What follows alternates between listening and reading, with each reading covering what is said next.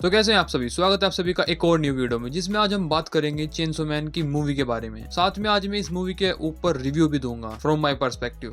कभी कोई ऑफेंड हो जाए कि तूने कैसे बोल दिया ये, तो एकदम चिल होकर बैठो, आराम से बात करेंगे। सबसे पहले बात करते हैं एनिमेशन के बारे में।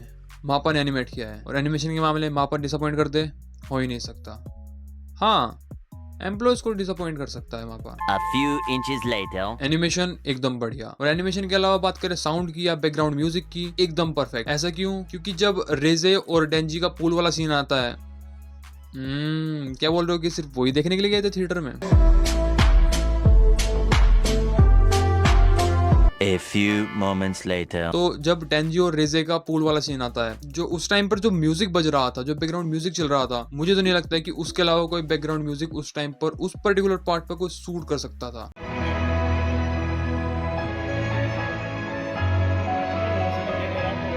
Day 2. और इस पर्टिकुलर पार्ट के अलावा अगर मैं साउंड की बात करूं तो कह सकते हैं कि बिल्कुल परफेक्ट साउंड। क्योंकि जब माकीमा और डेंजी गए थे डेट पर और थिएटर में, तो वहां पर वो अलग अलग मूवी देख रहे थे। शायद से 12 या 10 घंटे उन्होंने मूवी देखी लगातार, और हर एक मूवी में पता लग पा रहा था कि हाँ, अभी थोड़ा सा सैडनेस फील हो रही है, अभी थोड़ा सा बोरिंग हो रहा है, इसमें थोड़ी एक्साइटमेंट है। तो बोल सकते हैं कि साउंड एकदम परफेक्ट था। अब हम बात करते हैं मूवी की पेसिंग और उसकी फाइटिंग के बारे में। मूवी के फर्स्ट हाफ में आपको फील हो सकता है कि हाँ, पेसिंग थोड़ी सी स्लो है, या आपको थोड़ा सा अजीब सा फील हो सकता है। वो ऐसा इसलिए क्योंकि हमारा जो फर्स्ट हाफ है मूवी का, वो पूरा कंज्यूम होता है आगे की फाइट को सेटअप करने में, जिसमें कैसे एक अननोन लड़की डेंजी की लाइफ में आती है, उससे बात करती है, उससे इंटरेक्ट करती है, उसके साथ कॉफी पीती है, और ऐसे करते करते डेंजी को भी धीरे धीरे उससे प्यार होने लगता है। जब सब अच्छा चल ही रहा होता है, तभी उस लड़की का असली मोटिव पता लगता है। और क्या हो सकता है? डेंजी का दिल। हाँ, उसको भी डेंजी का दिल चाहिए था। तब ही उस लड़की की असली आइडेंटिटी भी बाहर आती है, जो कि होती है बॉम्ब डेविल की। और जब बॉम्ब डेविल का अपीयरेंस होता है, उसके बाद रेस्ट ऑफ द हाफ में प्योर एक्शन, जिसमें कैसे बॉम्ब डेविल सबकी वाट लगाती है, सबको मारती है, और इसके बाद से एकदम खून खराबा बिल्कुल खतरनाक वाला स्टार्ट हो जाता है। ऐसे थोड़े आर रेटेड है ये मूवी, एक चीज की वजह से और आर रेटेड है, समझ सकता हूं मैं। आखिर उसी चीज को तो देखने के लिए गए थे हम। That's what I'm talking about! That's why he's the MVP! That's why he's the GOAT! और कैसे majority of the time bomb devil सभी को ओवर पावर कर रही होती है, साथ में डेंजी को भी। और जब इस प्योर एक्शन के बीच में छोटे छोटे कॉमेडी वाले क्लिप आ रहे थे ना भाई, उसमें अलग ही मजा आ रहा था। जब वो दो डेविल हंटर बॉम्ब डेविल के आगे सॉरी बोल के जाते हैं कि हम आपसे नहीं लड़ सकते, कुछ ज्यादा स्ट्रॉन्ग हो, सॉरी हम जा रहे हैं। सबसे खतरनाक वाला सीन तो तब लगा था जब हमारा डेंजी शार्क डेविल को यूज कर रहा था एज अ राइड, उसके मुंह में चैन फंसा कर। भाई मजा ही आ गया था। सब तो करते हैं हॉर्स राइडिंग, हमारा डेंजी कर रहा था शार्क राइडिंग। कर सकते हो बिल्डिंग के ऊपर। तो अभी तक बात की हमने मूवी के एनिमेशन की, उसके साउंड की, उसके पेसिंग के बारे में, साथ में हमारे एक्शन के बारे में भी कि उसके फाइटिंग सीन कैसे थे। पर अब जो बचता है उसके ऊपर इंडियन एनिमे फैंस की हमेशा नजर रहती है। नन अदर देन अंधेरे का भंवर, बाप की इमारत, आपका और मेरा हम सब का प्यारा हिंदी डब। और आपको एक मजे की बात बताऊं, मैं इस मूवी को हिंदी डब में देखने गया था। ऐसा नहीं कि मुझे हिंदी डब में देखनी थी, जैपनीज डब में अवेलेबल ही नहीं थी, तो इसके साथ साथ हिंदी डब का काम भी हो गया। अब हिंदी डब धीरे धीरे इंप्रूव हो रहा है, काफी इंप्रूव हो रहा है, पहले से तो बहुत हो चुका है। जैसे अटैक्स के नाम ना चेंज करना, कुछ प्रोनाउंसिएशन ऐसी होती है जिसका नाम ना चेंज करना, साथ में मेजोरिटी ऑफ द या फिर कहूँ क्रूशियल पार्ट क्या होता है हिंदी डब के अंदर, हमारे जो कैरेक्टर है उसकी एज के हिसाब से हमारी जो वॉइस है वो मैच हो रही है नहीं, इमोशंस फील हो रहे हैं नहीं, कि मतलब हाँ उसको दर्द हो रहा है, तो हाँ मतलब फील आना चाहिए कि कट गया, पर नहीं, ये नहीं। और हिंदी डब में हम इसी चीज से डिसअपॉइंट होते हैं। जैसे आपको म्यूगन ट्रेन में याद होगा, अग्नि शक्ति देगी मुक्ति, और जुजुत्सु काइसन में अभी बताया था आपको करके, अंधेरे का भंवर, बाप की इमारत, और पता नहीं क्या क्या क्या क्या। You're a fucking disappointment. इस मूवी के हिंदी डब की बात की जाए तो मेरी तरफ से 8 आउट ऑफ 10। 2 नंबर इसलिए काटे हैं क्योंकि कहीं कहीं पर मुझे प्रोनाउंसिएशन में थोड़ी गड़बड़ लगी है। जैसे डंजी, वो डेंजी है, डंजी नहीं, तो वहां पर गड़बड़ लगी है। एक जगह मुझे वॉइस मैच नहीं लगी, जैसे आपका वो था ना टोर्नेडो डेविल, उसकी वॉइस मुझे मैच नहीं लगी, तो इस वजह से थोड़ा सा, नहीं तो बाकी सब एकदम गजब। मैं फिर से डिस्क्लेमर दे देता हूँ, ये मेरा पर्सनल ओपिनियन है। कभी कोई ऑफेंड हो जाए कि भाई तूने कैसे बोल दिया। ये तो बात थी मूवी के रिव्यू के बारे में। अब बात करते हैं मूवी के कुछ वर्ल्ड वाइड इम्पैक्ट के बारे में, कि मूवी ने अभी तक कितना रिवेन्यू जनरेट किया है। तो अभी तक इस मूवी को रिलीज हुए 15 से 16 दिन हो चुके हैं, और मैं 11 तारीख की रात को रिकॉर्ड कर रहा हूँ ये।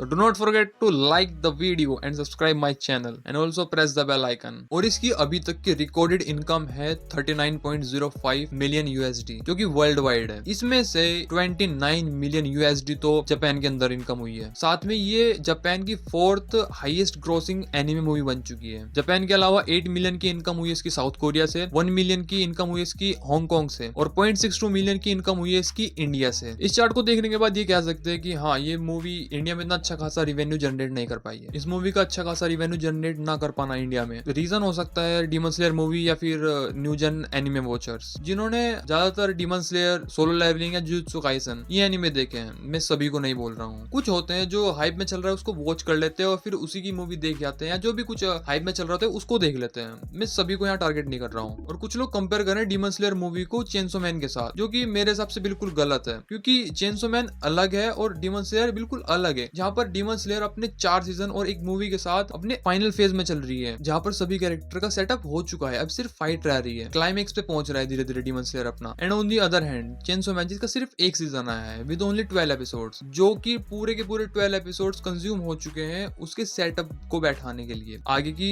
सेटअप के लिए। और जैसे मैंने आपको बताया, जैसे मूवी में था उसका फर्स्ट हाफ आपका पूरा कंज्यूम हो गया था रेजे आर्क को पूरे अच्छे तरीके से सेटअप करने के लिए, कि हाँ कैसे एक लड़की डेंजी की लाइफ में आई और वहां से धीरे धीरे वो उसको अच्छा लगना स्टार्ट हुआ। अचानक से सब कुछ ही चेंज हो गया, कैसे वो लड़की उसके दिल के पीछे थी, डेंजी के पीछे नहीं थी। और उसके बाद जो प्योर एक्शन हुआ बिल्कुल ऐसे ही। इसी से हम थोड़ा सिमिलरिटी ले सकते हैं डीमन स्लेयर, जैसे मैंने अभी आपको बताया कि डीमन स्लेयर अपने फाइनल फेज में चल रहा है। तो इन दोनों को कंपेयर करना, बस कोई टॉक्सिक फैन मेरे ऊपर आके ना भड़क जाए भाई, ये मेरा खुद का ओपिनियन है। प्लीज अगर कुछ गलती होगी तो माफ कर देना, सॉरी भाई, मुझे माफ कर दो